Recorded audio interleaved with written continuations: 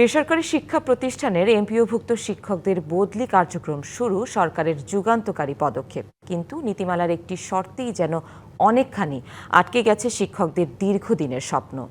সমস্তর নামে ওই শর্তের কারণে নিজ জেলা বা উপজেলায় আসন ফাঁকা থাকলেও আবেদন করতে পারছেন না বহু শিক্ষক। তারা বলছেন, এই জটিলতায় প্রায় অর্ধেক শিক্ষকই বদলির সুযোগ পাবে না। সমস্যা সমাধানের কাজ করছে মাধ্যমিক ও উচ্চশিক্ষা অধিদপ্তর। 2015 সাল থেকে সারা দেশে একযোগে মেধার ভিত্তিতে বেসরকারি শিক্ষা প্রতিষ্ঠানে শিক্ষক নিয়োগ কার্যক্রম শুরু করে বেসরকারি শিক্ষক নিবন্ধন ও প্রত্যয়ন কর্তৃপক্ষ।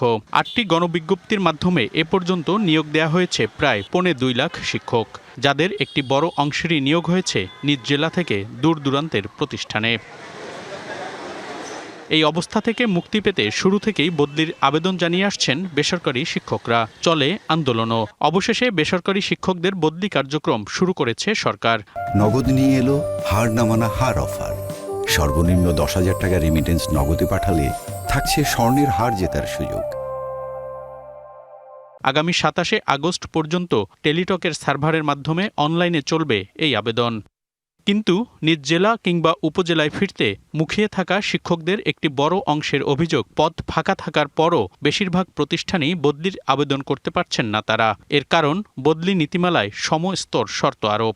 বড়ই পরিতাপের বিষয়, সমস্তজনিত ভুল ব্যাখ্যায় সফটওয়্যার তৈরি করার কারণে অর্ধেকের বেশি বদলি প্রত্যাশী শিক্ষক আমরা আবেদন করতে পারছি না। আমার জেলায় স্নাতক পর্যায়ে উচ্চ মাধ্যমিক শাখায় এবং স্কুল অ্যান্ড কলেজের উচ্চ মাধ্যমিক শাখায় সময় স্কেলে সমপদে পদ শূন্য থাকা সত্ত্বেও আমি আবেদন করতে পারছি না। অনুরূপভাবে স্নাতক পর্যায়ের একজন শিক্ষকও উচ্চ মাধ্যমিক কলেজে আবেদন করতে পারছে না। আমরা যারা এতদিন অধীর আগ্রহে বদলির আশায় ছিলাম, তারা খুবই হতাশায় নিমজ্জিত আছি। চলমান স্বয়ংক্রিয় সফটওয়্যারের মাধ্যমে বদলিতে আবেদন করতে পারছি না শুধুমাত্র সময়স্তরের কারণে। আমার নিজ জেলায় আমার সমবিষয়ে অনেক শূন্যপদ ফাঁকা থাকলেও আমি আবেদন থেকে বঞ্চিত। আমি আমার নিজ জেলা থেকে ভিন্ন জেলায় প্রত্যন্ত একটি অঞ্চলে দীর্ঘ 8 বছর শিক্ষকতা করছি। আমার মতো হাজারো শিক্ষক এই একই কারণে হতাশায় নিমজ্জিত। সমস্তরের সমস্যার কারণে তার বাড়ির পাশে সে স্কুল অ্যান্ড কলেজে চাকরি করে, তার বাড়ির পাশে একটি উচ্চ বিদ্যালয় আছে, সে উচ্চ বিদ্যালয়ে যেতে পারবে না, তাকে স্কুল অ্যান্ড কলেজেই খুঁজে নিতে হবে। কিন্তু স্কুল অ্যান্ড কলেজ পুরো জেলাতেও নেই। এরপরে আপনার যে ডিগ্রি কলেজে চাকরি করে, তার বাড়ির পাশে আছে ইন্টারমিডিয়েট কলেজ, সে এখন ইন্টারমিডিয়েট কলেজে যেতে পারবে না। এই যে সমস্যাটা, এটা খুব প্রকট আকার ধারণ করেছে এবং এই কারণে অনেকেই আবেদন করতে পারতেছে না। আমরা কর্তৃপক্ষকে করজোরে মিনতি করতেছি, আপনারা বিষয়টা একটু ভেবেচিন্তে এই জিনিসটা সমাধান করলে অনেকে আবেদন করতে পারবে।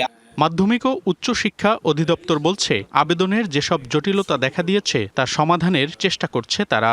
এই বদলি সফটওয়্যারে যখন তারা আবেদন করতে যাচ্ছে, কিছু কিছু সমস্যা দেখা যাচ্ছে, সেটা হয়তো আমরা সমাধান করার চেষ্টা করব এবং আশ্বস্ত করতে চাই সবাইকে যে বিষয়ভিত্তিক যে সমস্ত এনামেলগুলো আছে, বিশদ উচ্চ মাধ্যমিক পর্যায়ের বিষয় এবং ডিগ্রি বা স্নাতক পর্যায়ের বিষয়, কিছুটা বিষয়ভিত্তিক পার্থক্য বা পদের ক্ষেত্রে যে সমস্ত অসামঞ্জস্যগুলো আছে, সেগুলো আমরা ভবিষ্যতে এগুলো সমাধান করার উদ্যোগ নিব।